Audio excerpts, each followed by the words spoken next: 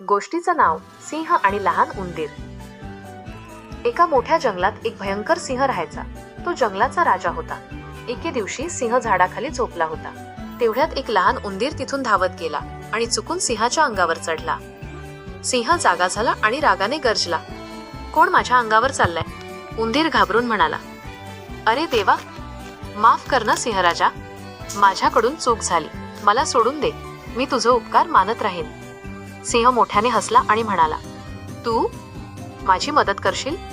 पण ठीक आहे, जा, मी तुला सोडतो। आणि सिंहाने उंदराला सोडलं।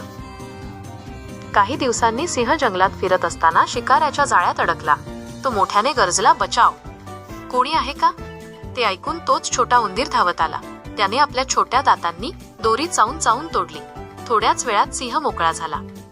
सिंह आनंदाने म्हणाला, धन्यवाद रे मित्रा, तू तर खरंच मोठा मदतगार आहेस।